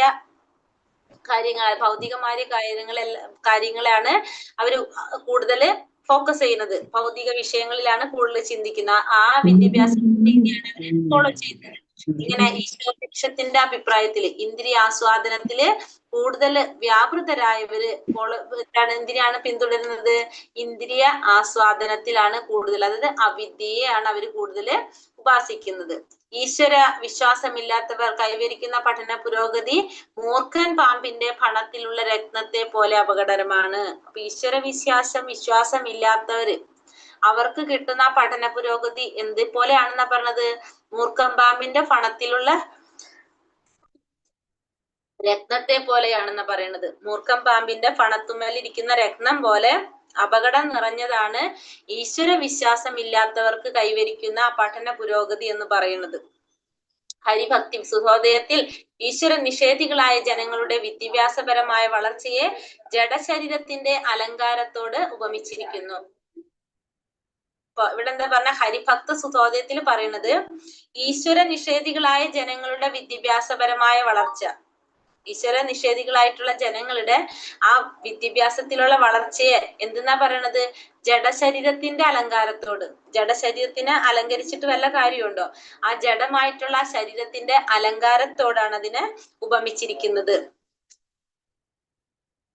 ആധുനിക സംസ്കാരം ഭൗതിക ജീവിതത്തിന്റെ നിരന്തരമായ ക്ലേശങ്ങളെ മൂടിവെക്കാനുള്ള താൽക്കാലികമായ ഒരു ഉപായം മാത്രമാണ്. നമ്മുടെ ഈ ആധുനിക സംസ്കാരം, ആധുനിക ജീവിതം എങ്ങനെയാണ് പറയുന്നത്? നിരന്തരമായ ക്ലേശങ്ങള്, നമ്മൾ ഈ ഭൗതിക ജീവിതത്തിൽ നിരന്തരം നമ്മൾ ക്ലേശങ്ങൾ അനുഭവിച്ചു കൊണ്ടിരിക്കുകയാണ്. ആ ക്ലേശങ്ങൾ അനുഭവിക്കാനുള്ള ഒരു താൽക്കാലിക ഉപായം മാത്രമാണ് നമ്മൾ ഇവിടെ കാണുന്നത്. നമുക്ക് ചെറിയൊരു പ്രോബ്ലം വരുമ്പോ അത് സോൾവ് ചെയ്യാം. പക്ഷെ നമുക്ക് എന്താ പറയാ, ശാശ്വതമായിട്ട് നമുക്ക് സോൾവ് ചെയ്യാനായിട്ട് ഒരു മാർഗമുണ്ട്, ഭഗവാനെ ശരണം പ്രാപിക്കുക. പക്ഷെ അതല്ല ചെയ്യുന്നത്. എന്താ ചെയ്യുന്നത്? നമുക്ക് ഓരോ പ്രശ്നങ്ങൾ വരുമ്പോ, ഓരോ ക്ലേശങ്ങൾ വരുമ്പോ അത് മാറ്റാൻ വേണ്ടിയിട്ട് താൽക്കാലികമായിട്ടൊരു ഉപായം മാത്രമാണ് നമ്മൾ കാണുന്നത്. ഇത്തരം പ്രവർത്തികൾ ഇന്ദ്രിയ സുഖത്തിനായിട്ട് ലക്ഷ്യമിടുന്നവയാണ്. എന്നാൽ ഇന്ദ്രിയങ്ങൾക്ക് മുകളിൽ മനസ്സും, മനസ്സിന് മുകളിൽ ബുദ്ധിയും, ബുദ്ധിക്ക് മുകളിൽ ആത്മാവും സ്ഥിതമാണ്. നമുക്കറിയാവുന്നതാണ് അല്ലെ? പക്ഷെ എന്താണ്, ഇന്ദ്രിയങ്ങൾക്ക് മുകളില് എന്താണ് പറയുക, ഇന്ദ്രിയങ്ങൾക്ക് മുകളിൽ മനസ്സുണ്ട്, മനസ്സിനെ നിയന്ത്രിക്കാൻ ബുദ്ധിയുണ്ട്, ബുദ്ധിയുടെ മുകളിൽ ആരുണ്ട്? ആത്മാവുണ്ട്. അപ്പൊ ആത്മാവിന്റെ നിയന്ത്രണത്തിലാണ് ഇതൊക്കെ നമുക്ക് നടക്കേണ്ടത്. പക്ഷെ ഇവിടെ നമ്മൾ എന്താ ചെയ്യുന്നത്? ഇന്ദ്രിയത്തിന്റെ അനുസരിച്ചാണ്, ഇന്ദ്രിയ സുഖങ്ങൾക്കാണ് നമ്മൾ പ്രാധാന്യം കൊടുത്ത് പോകുന്നത്. വിദ്യാഭ്യാസത്തിന്റെ യഥാർത്ഥ ലക്ഷ്യം ആത്മജ്ഞാനം നേടുക എന്നായിരിക്കണം. അപ്പൊ നമ്മുടെ വിദ്യാഭ്യാസത്തിന്റെ യഥാർത്ഥ ലക്ഷ്യം എന്തായിരിക്കണം? ആത്മജ്ഞാനം, ആത്മാവിനെ കുറിച്ച്, ആത്മാവിന്റെ ജ്ഞാനം നേടാ. അതാണ് നമ്മുടെ വിദ്യാഭ്യാസത്തിന്റെ യഥാർത്ഥ ലക്ഷ്യം. അതായത് ആത്മസാക്ഷാത്കാരത്തിലേക്ക് എത്തിക്കാൻ വേണ്ടിയിട്ട് ഉള്ള ഒരു അറിവ് കൊടുക്കുക. ആത്മസാക്ഷാത്കാരത്തിലേക്ക് നയിക്കാത്ത തരത്തിലുള്ള വിദ്യാഭ്യാസത്തെ അവിദ്യ അല്ലെങ്കിൽ അജ്ഞതയായി കരുതണം. അപ്പൊ ഈ ആത്മസാക്ഷാത്കാരത്തിലേക്ക് നയിക്കാത്തൊരു വിദ്യാഭ്യാസമാണ് എങ്കിൽ അതെന്താണ്? അത് അവിദ്യയാണ്. അതുകൊണ്ട് നമുക്ക് യാതൊരു കാര്യമില്ല, അത് അജ്ഞതയായിട്ടാണ് നമ്മൾ കരുതേണ്ടത്. അപ്പൊ നമ്മുടെ വിദ്യാഭ്യാസത്തിന്റെ യഥാർത്ഥ ലക്ഷ്യം എന്തായിരിക്കണം? ആത്മജ്ഞാനമായിരിക്കണം. അതല്ല എങ്കിൽ നമ്മൾക്ക് നേടുന്ന വിദ്യ എന്താണ് പറഞ്ഞത്? അവിദ്യയാണ്, അല്ലെങ്കിൽ അജ്ഞതയാണ്. ആത്മസാക്ഷാത്കാരത്തിലേക്ക് നയിക്കാത്ത പക്ഷം അത് എന്താണത്? അവിദ്യ അല്ലെങ്കിൽ അജ്ഞതയായിട്ടാണ് നമ്മൾ കരുതേണ്ടത്. ആ ഒരു പാരഗ്രാഫ് വായിച്ചോളൂ മാതാജി. ഹരേ കൃഷ്ണ. ഭഗവത്ഗീത 7:15. ഹരേ കൃഷ്ണ. പോയോ? ഭഗവത്ഗീത 7:15 ഭാഷയിൽ സ്ഥൂലമായ ഇന്ദ്രിയ സുഖ സംതൃപ്തി ലക്ഷ്യമാക്കിയിട്ടുള്ള പ്രവർത്തനത്തിൽ മാത്രം വ്യാപരിക്കുന്ന ജനങ്ങൾ മൂഢന്മാരാണ്. കഴുത വിഡ്ഢിത്തത്തിന്റെ പ്രതീകമാണ്. ഈശോപനിഷത്തിന്റെ അഭിപ്രായത്തിൽ നിഷ്ഫലമായ ഇന്ദ്രിയാസ്വാദനത്തിൽ വ്യാപൃതരായവർ അവിദ്യയെ ഉപാസിക്കുന്നവരാണ്. വിദ്യാഭ്യാസ പുരോഗതിയുടെ പേരിൽ ഇങ്ങനെയുള്ള സംസ്കാരത്തെ സഹായിക്കുന്നവർ ഇന്ദ്രിയ സുഖസംതൃപ്തിയുടെ തലത്തിൽ വ്യാപരിക്കുന്ന ജനങ്ങളെക്കാൾ സത്യത്തിൽ കൂടുതൽ ദോഷമാണ് ചെയ്യുന്നത്. ഈശ്വരവിശ്വാസമില്ലാത്തവർ കൈവരിക്കുന്ന പഠന പുരോഗതി മൂർഖൻ പാമ്പിന്റെ പണത്തിലുള്ള രത്നത്തെ പോലെ അപകടകരമാണ്. ഹരിഭക്തി സുധോദയത്തിൽ ഈശ്വര നിഷേധികളായ ജനങ്ങളുടെ വിദ്യാഭ്യാസപരമായ വളർച്ചയെ ജഡശരീരത്തിന്റെ അലങ്കാരത്തോട് ഉപമിച്ചിരിക്കുന്നു. മറ്റു പല രാജ്യങ്ങളിലെ പോലെ ഇന്ത്യയിലും ദുഃഖാർത്ഥരായ ബന്ധുക്കളുടെ സന്തോഷത്തിനു വേണ്ടി അലങ്കരിച്ച ശവശരീരവുമായി ഘോഷയാത്ര നടത്തുന്ന പതിവുണ്ട്. അതേ അർത്ഥത്തിൽ ആധുനിക സംസ്കാരം ഭൗതിക ജീവിതത്തിന്റെ നിരന്തരമായ ക്ലേശങ്ങളെ മൂടിവെക്കാനുള്ള താൽക്കാലികമായ ഒരു ഉപായം മാത്രമാണ്. ഇത്തരം പ്രവൃത്തികൾ ഇന്ദ്രിയ സുഖത്തിനായി ലക്ഷ്യമിടുന്നവയാണ്. എന്നാൽ ഇന്ദ്രിയങ്ങൾക്ക് മുകളിൽ മനസ്സും, മനസ്സിന് മുകളിൽ ബുദ്ധിയും, ബുദ്ധിക്ക് മുകളിൽ ആത്മാവും സ്ഥിതമാണ്. അങ്ങനെ വിദ്യാഭ്യാസത്തിന്റെ യഥാർത്ഥ ലക്ഷ്യം ആത്മജ്ഞാനം നേടുക എന്നതായിരിക്കണം. ആത്മസാക്ഷാത്കാരത്തിലേക്ക് നയിക്കാത്ത തരത്തിലുള്ള വിദ്യാഭ്യാസത്തെ അവിദ്യ അല്ലെങ്കിൽ അജ്ഞതയായി കരുതേണ്ടതാണ്. അജ്ഞാനമയമായ സംസ്കാരത്തിൽ ഒരാൾ അജ്ഞതയുടെ അന്ധകാരപൂർണമായ മേഖലയിലേക്ക് പതിക്കുന്നു. ഹരേ കൃഷ്ണ. അതെജി. അപ്പൊ ഇവിടെ നമ്മൾ എന്താ പറഞ്ഞത്? ഇത് ഇപ്പൊ തന്നെ പറഞ്ഞത് അല്ലെ, അതായത് കഴുതകള്, അതായത് പറഞ്ഞത് ഇന്ദ്രിയ സുഖത്തിന് വേണ്ടിയിട്ട് ആ ഇന്ദ്രിയ സംതൃപ്തി മാത്രം ലക്ഷ്യമാക്കി പ്രവർത്തിക്കുന്ന ജനങ്ങള് മൂഢന്മാരാണ്. കഴുതകൾ എന്നാ പറയണത് വിഡ്ഢിത്തത്തിന്റെ പ്രതീകമായിട്ടാണ് അതിനെ പറയുന്നത്. അപ്പൊ ഈശോപനിഷത്തിന്റെ അഭിപ്രായത്തിൽ എന്താണ്? ഈ ഇന്ദ്രിയാസ്വാദനം മാത്രമാണ് നമ്മൾ ആഗ്രഹിക്കുന്നെങ്കിൽ അതെന്താണ്? അവിദ്യയെ ഉപാസിക്കുന്നവരാണെന്നാ പറയുന്നത്. അത് അവിദ്യയാണ് നമ്മൾ പറയുന്നത്. അപ്പൊ വിദ്യാഭ്യാസ പുരോഗതിയുടെ പേരിൽ നമ്മൾ ഇന്ദ്രിയ സുഖം മാത്രം ചെയ്യുന്നതാണെങ്കിൽ അത് നമുക്ക് ദോഷകരമായിട്ടുള്ളൊരു പ്രവൃത്തിയാണ് നമ്മൾ ആ ചെയ്യുന്നത്. ഈശ്വര വിശ്വാസം ഇല്ലാത്തവർ കൈവരിക്കുന്ന പുരോഗതി എങ്ങനെയാണ് പറഞ്ഞത്? മൂർഖം പാമ്പിന്റെ പണത്തിലുള്ള രത്നത്തെ പോലെ അപകടകാരിയാണെന്ന് പറഞ്ഞു. മാത്രമല്ല ഹരിഭക്തി സ്തോത്രത്തിലും പറഞ്ഞത് ജഡശരീരത്തിന്റെ അലങ്കാരത്തിനോടാണ് അത്തരത്തിലുള്ള ഈശ്വര നിഷേധികളായിട്ടുള്ള ജനങ്ങളുടെ വിദ്യാഭ്യാസ പുരോഗതിയെ എന്ത് പറഞ്ഞു വളർച്ചയെ അല്ലെങ്കിൽ പുരോഗതിയെ ഉപമിച്ചിരിക്കുന്നത്. ഇപ്പൊ നമ്മള് അത്രയും നമുക്ക് മനസ്സിലായില്ല. ഇപ്പൊ പിന്നെ എന്താ പറഞ്ഞത് അതില് മനസ്സ്, ഇന്ദ്രിയങ്ങള്, മനസ്സ്, ബുദ്ധി ഇതൊക്കെ പറഞ്ഞു. അതായത് നമ്മുടെ പ്രവർത്തികൾ എന്താണ് ഇന്ദ്രിയ സുഖത്തിനെ ലക്ഷ്യമിട്ടിട്ടാണ് നമ്മുടെ പ്രവർത്തികൾ നടക്കുന്നത്. പക്ഷെ ഇന്ദ്രിയങ്ങൾക്ക് മുകളിൽ എന്തുണ്ട്? മനസ്സുണ്ട്. മനസ്സിന് മുകളിൽ ബുദ്ധിയുണ്ട്. ബുദ്ധിക്ക് മുകളിൽ ആത്മാവുണ്ട്. പക്ഷെ പ്രവർത്തികൾ എങ്ങനെയാ വരുന്നത്? നമ്മളെ ഇന്ദ്രിയ സന്തോഷം അത് മാത്രമാണ് നമ്മൾ ലക്ഷ്യമാക്കുന്നത്. അപ്പൊ അത്തരത്തില് ഉള്ള ആ വിദ്യാഭ്യാസം, അവിദ്യ, അതെന്താണ്? അജ്ഞാനമായിട്ടാണ് നമ്മൾ കാണേണ്ടത്. അത് നമ്മൾ എവിടേക്ക് കൊണ്ടുപോകും? അന്ധകാരത്തിലേക്കാണ് കൊണ്ടുപോകുന്നത് എന്നുള്ളത് നമ്മൾ മനസ്സിലാക്കാം. ഇനി തെറ്റായ പ്രാപഞ്ചിക വിദ്യാദാതാക്കളെ വേദാവാദാരത എന്നും മായായപഹൃതജ്ഞാന എന്നുമാണ് ഭഗവത്ഗീതയിൽ നാമകരണം ചെയ്തിരിക്കുന്നത്. ഇവിടെ തെറ്റായിട്ടുള്ള ആ വിദ്യ തരുന്ന ആ പ്രാപഞ്ചിക വിദ്യാദാതാക്കള്, ഭൗതിക ജ്ഞാനം തരുന്നത്, തെറ്റായിട്ടുള്ള ആ പ്രാപഞ്ചിക വിദ്യാദാതാക്കളെ വേദാവാദാരത എന്നും പിന്നെന്താ പറയണത്? മായയപഹൃതജ്ഞാന എന്നുമാണ് ഭഗവത്ഗീതയിൽ പറഞ്ഞിരിക്കുന്നത്. വേദാവാദാരതയായ ജനങ്ങൾ വൈദിക സാഹിത്യത്തിൽ പ്രാവീണ്യമുള്ളവരെ പോലെ സ്വയം ഭാവിക്കുന്നു. അപ്പൊ ഈ വേദാവാദാരത എന്ന് പറഞ്ഞ ജനങ്ങൾ എന്താ ചെയ്യുന്നത്? വൈദിക സാഹിത്യത്തിൽ പ്രാവീണ്യമുള്ളവരാണെന്ന് അവർ സ്വയം ഭാവിക്കുകയാണ് ചെയ്യുന്നത്. പക്ഷെ നിർഭാഗ്യവശാൽ അവർ വേദലക്ഷ്യങ്ങളിൽ നിന്ന് വ്യതിചലിച്ചവരാണ്. അപ്പൊ ഇത്തരത്തില് ഈ വേദാവാദരത എന്ന് പറഞ്ഞ ജനങ്ങള് അവരുടെ വിചാരം എന്താണ്? അവർക്ക് വൈദികമായി സാഹിത്യത്തിൽ പ്രാവീണ്യം ഉണ്ട് എന്നാണ് അവർ ചിന്തിക്കുന്നത്. പക്ഷെ ശരിക്കും എങ്ങനെയാണ്? അതിൽ നിന്നും വ്യതിചലിച്ചവരാണ് അവരെന്ന് പറയാണ്. ഭഗവത്ഗീത 15:5 വേദലക്ഷ്യം പരമപുരുഷനെ അറിയുക എന്നതാണെന്ന് പറയുന്നു. എന്നാൽ വേദാവാദരതരായ വ്യക്തികൾ പരമപുരുഷ സാക്ഷാത്കാരത്തിൽ തീരെ തൽപരരല്ല. അവർ സ്വർഗപ്രാപ്തി മുതലായ ഫലദായക കർമ്മങ്ങളാൽ ആകൃഷ്ടരാണ്. അപ്പോ 15-ാമത്തെ അധ്യായത്തിൽ 5-ാമത്തെ ശ്ലോകത്തിൽ പറയുന്നുണ്ടല്ലേ, സർവസ്യചാഹം ഹൃദയനിവിഷ്ടോ. അതായത് അതിൽ പറഞ്ഞെന്താണ്? എല്ലാ വേദങ്ങളുടെ ലക്ഷ്യം ഭഗവാനെ കുറിച്ച് അറിയുക എന്നുള്ളതാണ്. പക്ഷെ ഈ വേദാവാദരതരായിട്ടുള്ള വ്യക്തികൾ എന്താണ് ചിന്തിക്കുന്നത്? അവരുടെ രീതിയിൽ അവർ പരമപുരുഷ സാക്ഷാത്കാരത്തിനല്ല അവർ പ്രാധാന്യം കൊടുക്കുന്നത്, സ്വർഗപ്രാപ്തി, അതായത് ഫലം ആഗ്രഹിച്ചുകൊണ്ട് ചെയ്യുന്ന ആ ഫലദായക കർമ്മങ്ങളിലാണ് അവർ ആകൃഷ്ടരായിരിക്കുന്നത്. ആര്? ഈ വേദാവാദാരത എന്ന് പറഞ്ഞ ആ ഒരു കൂട്ടര്, അത്തരത്തിലുള്ള വ്യക്തികള് എന്തിനാണ് പ്രാധാന്യം നൽകുന്നത്? സ്വർഗപ്രാപ്തി പോലുള്ള, അതായത് ഫലദായകമായിട്ടുള്ള കർമ്മങ്ങൾക്കാണ് അവര് കൂടുതൽ ആകർഷകമായിട്ടുള്ളത്. ഭഗവാന് സാക്ഷാത്കാരം എന്നുള്ളത് അവര് ചിന്തിക്കുന്നില്ല. വിസ്മൃതിയാണ്ട ജീവന് പരമപുരുഷനുമായുള്ള ബന്ധം വീണ്ടെടുക്കുകയെന്ന വേദങ്ങളുടെ യഥാർത്ഥ ലക്ഷ്യം സാക്ഷാത്കരിക്കുന്നതിന് പകരം ഇന്ദ്രിയ സംതൃപ്തിക്കായുള്ള സ്വർഗീയ ആനന്ദപ്രാപ്തി പോലുള്ള കാര്യങ്ങളാണ് വൈദിക വിജ്ഞാനത്തിന്റെ ലക്ഷ്യമെന്ന് വേദാവാദരതർ എന്ന കൂട്ടർ കരുതുന്നു. അപ്പൊ ഇവരെന്താ കരുതുന്നത്?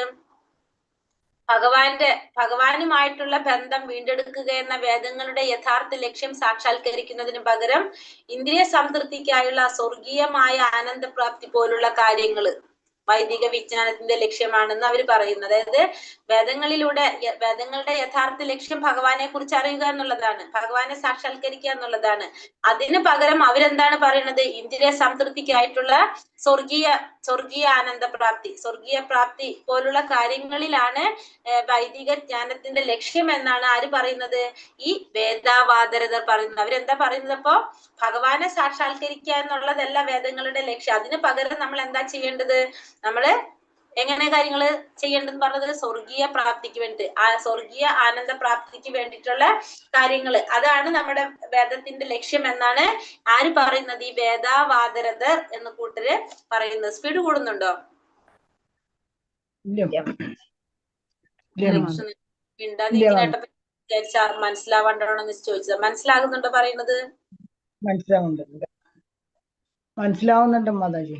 ഹരേ കൃഷ്ണ. വൈദിക തത്വങ്ങൾ ദുർവ്യാഖ്യാനം ചെയ്ത് അത്തരക്കാർ ജനങ്ങളെ തെറ്റിദ്ധരിപ്പിക്കുന്നു. അപ്പൊ ഇത്തരത്തിലുള്ള ജനങ്ങള്, വേദാവാദരന്മാര് വേദങ്ങൾക്ക് സ്വന്തമായിട്ട് വ്യാഖ്യാനം നൽകിയിട്ട് എന്ത് ചെയ്യാണ്? സാധാരണ ജനങ്ങളെ തെറ്റിദ്ധരിപ്പിക്കുകയാണ് ചെയ്യുന്നത്. അപ്പോഴാണ് നമ്മൾ ഇങ്ങനത്തെ കൂട്ടരുടെ ഇടയിൽ പോകുമ്പോൾ നമുക്ക് എന്ത് കിട്ടാണ്? ആ വിദ്യക്ക് പകരം നമുക്ക് അവിദ്യ കിട്ടുകയാണ്. നമുക്ക് ആ ഒരു ജ്ഞാനം തെറ്റായ രീതിയിൽ, ആധ്യാത്മിക ജ്ഞാനം നമ്മൾ തെറ്റായ രീതിയിൽ മനസ്സിലാക്കുകയാണ് ചെയ്യുന്നത്.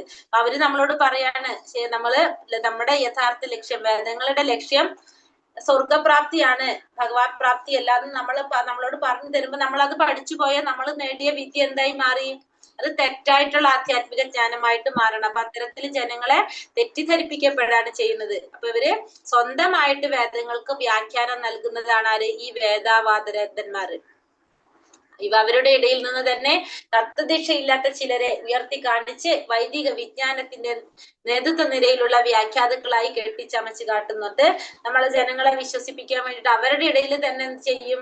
അവർ ചിലരൊക്കെ ഉയർത്തി കാണിച്ചിട്ട് നമുക്ക് നേതൃത്വ നിരയിലുള്ള വ്യാഖ്യാതാക്കളായിട്ട് കെട്ടിച്ചമച്ച് കാണിച്ചു തരും. അപ്പൊ അതില് നമ്മളെ ഒന്നുകൂടി വിശ്വസിപ്പിക്കാൻ വേണ്ടി അവരെന്ത് ചെയ്യും? അവരുടെ കൂട്ടത്തിൽ തന്നെ അവര് ഉയർത്തി കാണിക്കും. ചില വ്യക്തികളെ ഉയർത്തി കാണിച്ചിട്ട് നമ്മളോട് പറയാതെ നേതൃത്വ നിരയിലുള്ളതാക്കിയിട്ട് ആ വിജ്ഞാനത്തിന്റെ, വൈദിക ജ്ഞാനത്തിന്റെ നേതൃത്വ നിരയിലുള്ള വ്യാഖ്യാതാക്കളായിട്ട് കെട്ടിച്ചമച്ച് കാണിക്കും, നമ്മളിൽ വിശ്വാസം ഉണ്ടാക്കാൻ വേണ്ടിയിട്ട്. ഈ വൈദിക സാഹിത്യം അനന്യ സാധാരണമായ ഗ്രന്ഥങ്ങളുടെ ശേഖരമാണെന്നും ഗുരുശിഷ്യ പരമ്പരയിൽ കൂടിയല്ലാതെ അവ മനസ്സിലാക്കാൻ സാധ്യമല്ലെന്നും അവർക്ക് മനസ്സിലാക്കാൻ സാധിക്കില്ല. പക്ഷെ ഈ വൈദിക സാഹിത്യങ്ങൾ, ഈ വൈദിക ഗ്രന്ഥങ്ങള് അനന്യ സാധാരണമായ ഗ്രന്ഥങ്ങളുടെ ശേഖരമാണ്. സാധാരണ ഗ്രന്ഥങ്ങളല്ല ഇതൊന്നും, അല്ലെ? അനന്യ അസാധാരണമായ ഗ്രന്ഥങ്ങളുടെ ശേഖരമാണെന്നും ഗുരുശിഷ്യ പരമ്പരയിലൂടെ മാത്രമേ നമുക്കിതൊക്കെ മനസ്സിലാക്കാൻ സാധിക്കുള്ളൂ, അല്ലാതെ നമുക്കിതൊന്നും മനസ്സിലാക്കാൻ സാധിക്കില്ലെന്നും അവർക്കറിയില്ല. അപ്പൊ നമ്മള് പറഞ്ഞു, നമ്മൾ ഈ ഭൗതിക ലോകത്തിലുള്ള അറിവ് കൊണ്ട് നമുക്ക് ഇതൊന്നും മനസ്സിലാക്കാനായിട്ട് സാധിക്കില്ല. ആ അറിവ് എന്ന് പറയുന്നത് ശരിക്കും നമ്മൾ എവിടേക്കാ കൊണ്ടുപോകുന്നത്? അന്ധകാരത്തിലേക്കാണ് കൊണ്ടുപോകുന്നത്. പക്ഷെ നമുക്ക് ഈ അറിവ് വേണമെങ്കിൽ എവിടെ നിന്ന് കിട്ടേണ്ടത്? ഒരു ഗുരുവിലൂടെ ആയിരിക്കണം നമ്മൾ ഈ ഒരു ജ്ഞാനം നേടാനായിട്ട് ശ്രമിക്കേണ്ടത്. വേദങ്ങളുടെ അതീന്ദ്രിയ സന്ദേശം ഗ്രഹിക്കുവാനായി ഒരാൾ വിശ്വാസിനായ ഒരു ആത്മീയ ഗുരുവിനെ സമീപിക്കേണ്ടതാണ്. അപ്പൊ ഈ ഒരു ജ്ഞാനം നേടണമെങ്കിൽ നമ്മൾ ആരെ സമീപിക്കണം? ഗുരുവിനെ സമീപിക്കേണ്ടത് അത്യാവശ്യമാണ്.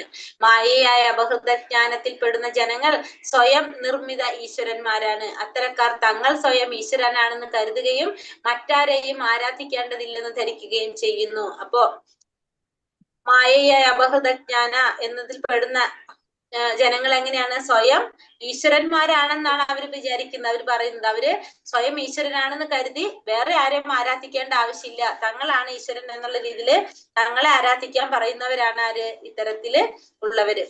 അതിന് മുന്നേ ആ പാരഗ്രാഫ് വായിച്ചുള്ള അവിടെ നിർത്തിയെടുത്ത് തൊട്ടിനി 2 പാരഗ്രാഫ് വായിക്കാം. ഹരേ കൃഷ്ണ. ഹരേ കൃഷ്ണ. വേദങ്ങളുടെ അതീന്ദ്രിയ സന്ദേശം ഗ്രഹിക്കുവാനായി, അതിന് മുമ്പത്തെ വായിക്കണോ മാതാജി? അതല്ല മാതാജി, അതിന് മുന്നുള്ളത്.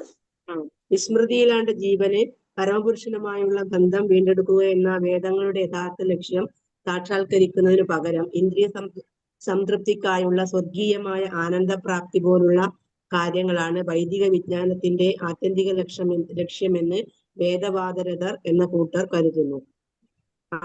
വൈദിക തത്വങ്ങൾ ദുർവ്യാഖ്യാനം ചെയ്ത് അത്തരക്കാർ ജനങ്ങളെ തെറ്റിദ്ധരിപ്പിക്കുന്നു. ചിലപ്പോൾ അവർ സാധാരണ ജനങ്ങൾക്ക് വേദതത്വങ്ങൾ മനസ്സിലാക്കുന്നതിനുള്ള വേദങ്ങളുടെ ആധികാരിക വിവരണങ്ങളായ പുരാണങ്ങളെ പോലും കുറ്റപ്പെടുത്തുന്നു.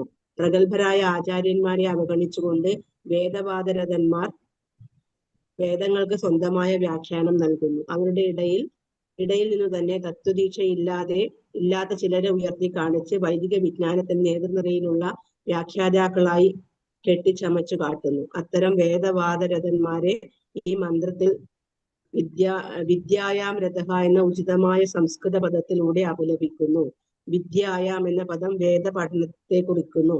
വേദങ്ങളാണ് എല്ലാ ജ്ഞാനത്തിന്റെയും ഉറവിടം. രഥ എന്നാൽ വ്യാപൃതനാവുക എന്നർത്ഥം. വിദ്യായാം രഥ എന്നാൽ വേദ പഠനത്തിൽ ഏർപ്പെട്ടവൻ എന്നർത്ഥമാക്കുന്നു. ഇവിടെ വേദവാദരഥൻ എന്ന് വിശേഷിപ്പിക്കപ്പെടുന്ന ജനങ്ങൾ അധിക്ഷേപിക്കപ്പെടാൻ കാരണം ആചാര്യന്മാരെ അനുസരിക്കാത്തതിനാൽ അവർ വേദങ്ങളുടെ യഥാർത്ഥ ലക്ഷ്യത്തെക്കുറിച്ച് അജ്ഞരാണ് എന്നതത്രേ. അത്തരം വേദവാദരഥന്മാർ സ്വന്തം താല്പര്യത്തിന് ചേരുന്ന വിധം വേദത്തിന്റെ ഓരോ പദവും അർത്ഥകൽപ്പന ചെയ്യുന്നു. വൈദിക സാഹിത്യം അനന്യസാധാരണമായ ഗ്രന്ഥങ്ങളുടെ ശേഖരമാണെന്നും ഗുരു ശിഷ്യ പരമ്പരയിൽ കൂടിയല്ലാതെ അവ മനസ്സിലാക്കാൻ സാധ്യമല്ലെന്നും അവർക്കറിയില്ല.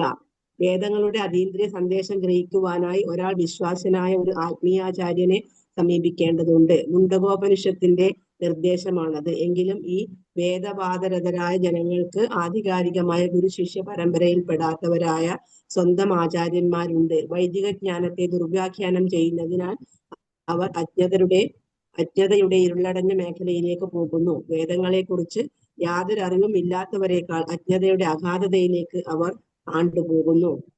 ഹരേ കൃഷ്ണ മാതാജി.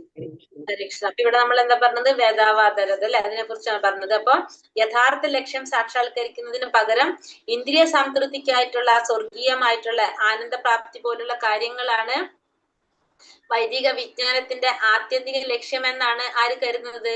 ഈ വേദാവാദരതര് കരുതുന്നത്. അവരത് ദുർവ്യാഖ്യാനം ചെയ്യാണ് ചെയ്യുന്നത്. മറ്റുള്ള ജനങ്ങളെ തെറ്റിദ്ധരിപ്പിക്കുകയാണ് ചെയ്യുന്നത്.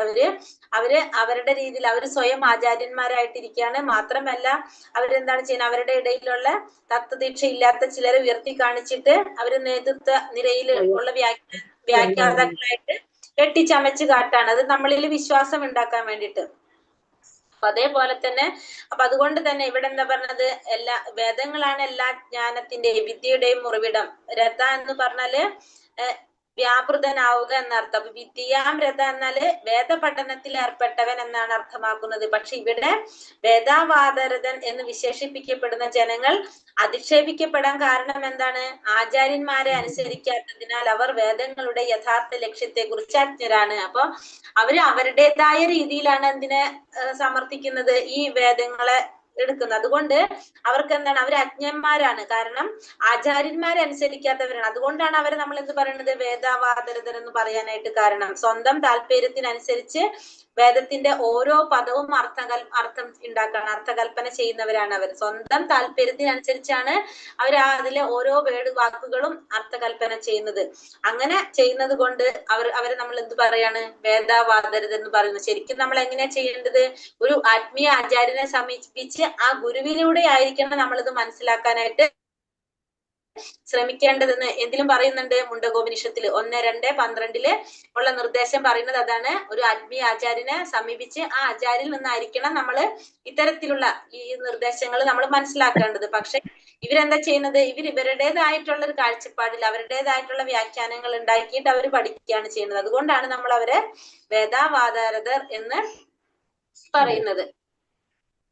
ഇനി അടുത്ത പറയുന്നത് മായയാപഹൃതജ്ഞാനത്തിൽ പെടുന്ന ജനങ്ങൾ സ്വയം നിർമ്മിത ഈശ്വരന്മാരാണ്. അത്തരക്കാർ തങ്ങൾ സ്വയം ഈശ്വരനാണെന്ന് കരുതുകയും മറ്റാരെയും ആരാധിക്കേണ്ടതില്ലെന്ന് ധരിക്കുകയും ചെയ്യുന്നു. അപ്പൊ ഈ അടുത്തതിൽ പറയുന്നത് എന്താണ്? മായയാപഹൃതജ്ഞാന, മായയിൽ അപഹരിക്കപ്പെട്ട ജ്ഞാനത്തോട് കൂടിയ ജനങ്ങള് അവര് സ്വയം എന്താണ് വിചാരിക്കാണ്?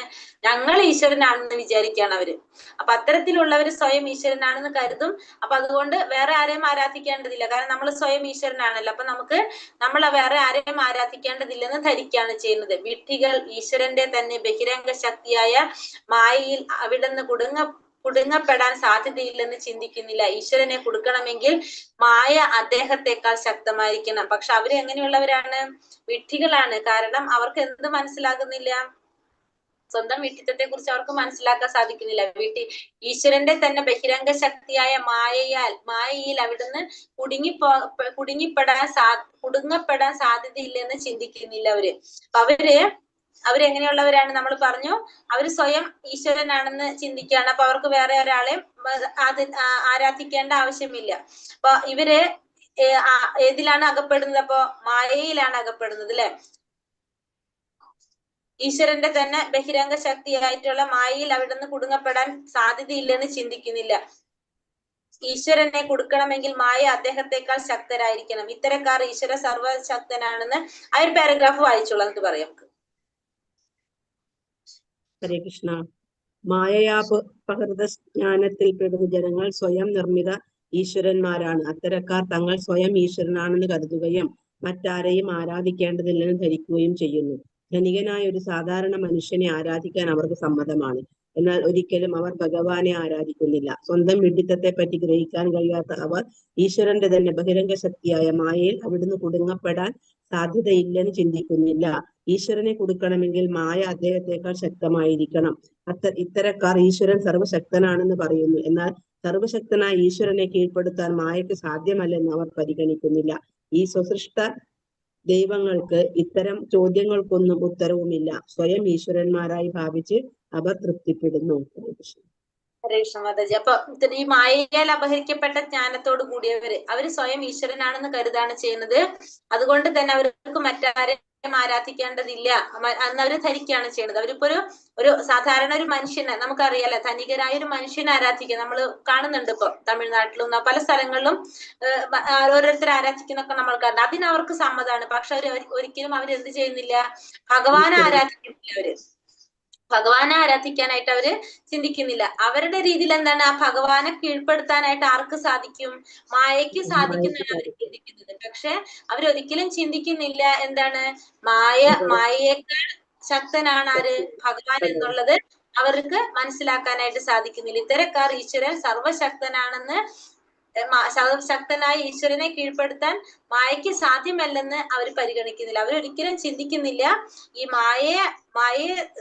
മായയ്ക്ക് ഭഗവാനെ എന്താണ് പറയാ കീഴ്പ്പെടുത്താനായിട്ട് ഇല്ല. കാരണം ഭഗവാൻ എന്ന് പറഞ്ഞത് സർവശക്തനാണ് എന്ന് ചിന്തിക്കാൻ ആര് ഉൾക്കൊള്ളുന്നില്ല. അത് ഇത്തരത്തിലുള്ള ആ ഒരു ജ്ഞാനത്തിലുള്ള മായയെ അപഹൃത ജ്ഞാനം എന്ന് പറയും. നമുക്ക് അങ്ങനെയുള്ളവര് ഒരിക്കലും ചിന്തിക്കുന്നില്ല.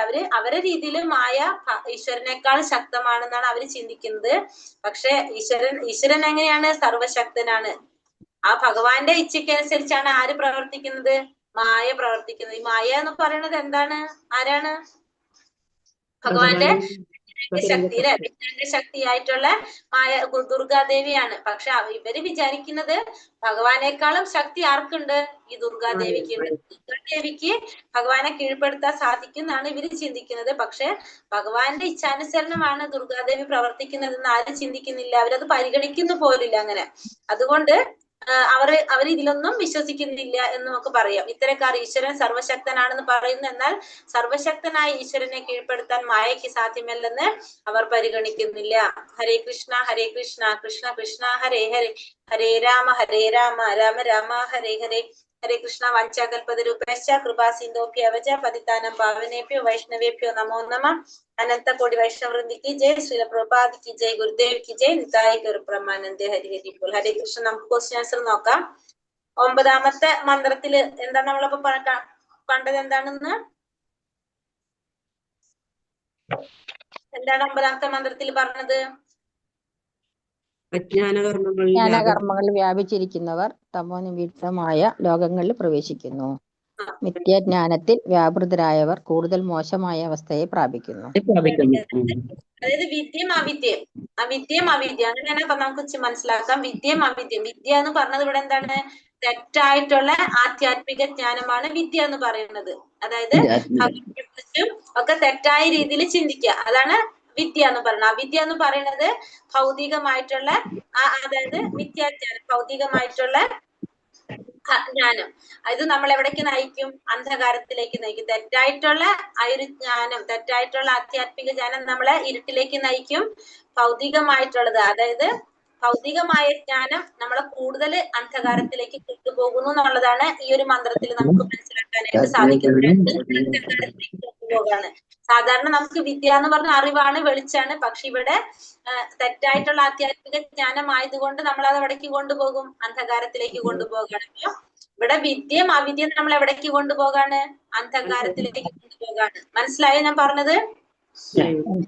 കാരണം അടുത്ത മന്ത്രത്തില് ഇനി വിദ്യം അവിദ്യം വേറെ രീതിയിലാണ് പറയുന്നത്. അതുകൊണ്ടാണ് ഞാൻ ഒന്നും കൂടി എടുത്തെടുത്ത് പറയുന്നത്. 9ാമത്തെ മന്ത്രത്തില് വിദ്യ നമ്മളെ തെറ്റായിട്ടുള്ള അതായത് അന്ധകാരത്തിലേക്ക് കൊണ്ടുപോകും. അവിദ്യ നമ്മളെ എവിടേക്ക് കൊണ്ടുപോകും? അന്ധകാരത്തിലേക്ക് തന്നെ കൊണ്ടുപോകുന്നു. കൂടുതൽ അന്ധകാരത്തിലേക്ക് കൊണ്ടുപോകുന്നു എന്നാണ് 9ാമത്തെ മന്ത്രത്തില് പറയുന്നത്. അപ്പൊ ഇവിടെ പറഞ്ഞ വിദ്യ അവിദ്യ വിശദമാക്കുക. അത് ക്ലിയർ ആയല്ലോ ഇപ്പൊ എല്ലാവർക്കും? വിദ്യ എന്ന് പറയുന്നത് തെറ്റായ അറിവ് തെറ്റായ വഴിയിലൂടെ ശീലിച്ചാൽ അത് അപകടം. അതാണ് വിദ്യ എന്ന് പറയുന്നത്. അവിദ്യ എന്ന് പറയുന്നത് നമ്മൾ പറഞ്ഞു എന്താണ്, അജ്ഞാനം. അതായത് വിദ്യാജ്ഞാനം, ഭൗതികമായിട്ടുള്ള അറിവ്. അത് ഞാൻ ഇവിടെ നമ്മൾ പറയുന്നത്. അടുത്തത്, ഈശ്വര വിശ്വാസമില്ലാത്തവർ കൈവരിക്കുന്ന പഠന പുരോഗതി എന്തിനോടാണ് ഉപമിച്ചിരിക്കുന്നത്? മൂർഖം പാമ്പിന്റെ തല കണത്തിലുള്ള രത്നത്തെ ുള്ള രത്നത്തെ പോലെ അല്ലെ.